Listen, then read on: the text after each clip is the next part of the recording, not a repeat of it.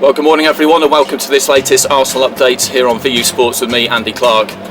Well, it wasn't quite the afternoon that Arsenal fans were hoping for yesterday here against Chelsea. Gunners knew that they needed to pick up another win to go back to the top of the table on goal difference. Leicester, the previous day, having won again, this time at home against Stoke, so the 3 points really was crucial. And the signs, the feeling around the ground going into the game was good as well. Arsenal hadn't beaten Chelsea in their previous 8 league meetings, everybody knew that, but as I say, the feeling was that the time had come to put that to an end. Mesut Ozil came back into the side after recovering from that slight foot injury that kept him out against Stoke, and Alexis Sanchez, after 7 weeks out due to a hamstring injury, he was back as well in the matchday squad and on the bench. Theo Walcott was captain for the day to commemorate his 10th anniversary as an Arsenal player, so as I say, the omens seem to be good, but unfortunately 18 minutes into the game, disaster struck when Mertesacker was given a straight red card by referee Mark Clattenburg for a challenge on Diego Costa, the referee adjudging that it was a clear goal scoring opportunity, that Mertesacker took the man just but not the ball,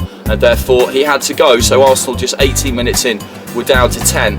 Arsene Wenger reshuffled as he had to. His Brazilian centre-half Gabriel was brought on, and the man sacrificed was the French centre-forward Olivier Giroud. To add insult to injury, just a few minutes after that, Diego Costa scored, so Chelsea at that point, a man up and a goal up, really for the rest of the game just did what they had to do. They controlled the match defensively, they didn't concede too many clear-cut chances.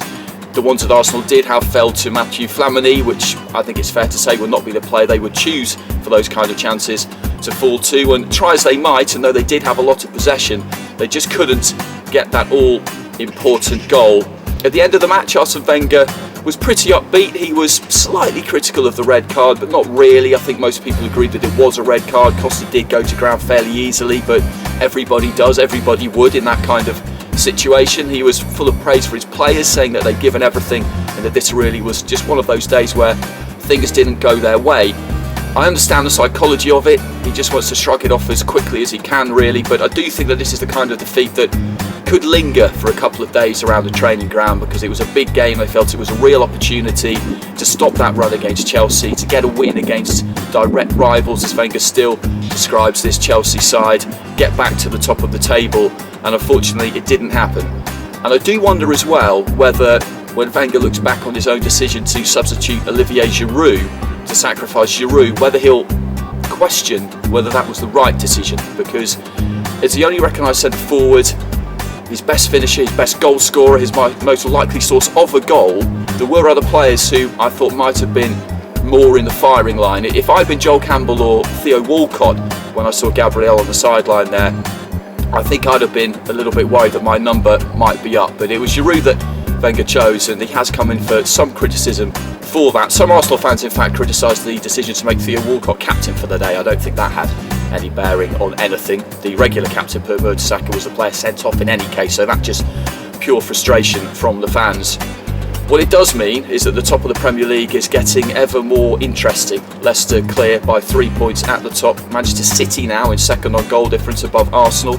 And then just a couple of points further back we have Tottenham Hotspur. So we have 4 teams with 15 games remaining who are all in the mix to win the league title. We've had that kind of situation before, but I don't think we've had 4 teams who all really believe they can win it. That's the difference, because in the Premier League over the last 15, 20 years almost since it started, generally when you get to this stage of the season, it's down to a couple of teams. Or at the very least you've got 2 or 3 teams in there maybe who have won it before, who are used to winning it, who know how to win it. This time it's just Manchester City.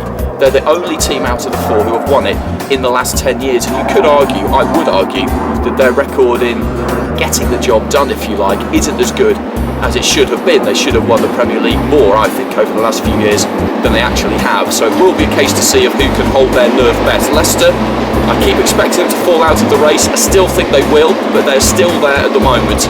As Arsene Wenger said after the game yesterday, there is still a very long way to go. It's FA Cup next for Arsenal this coming weekend. They're at home against Bernley, so a break from the Premier League. I'm not sure whether that's a good or a bad thing, but that's the situation, and I'll be back to speak to you again later in the week.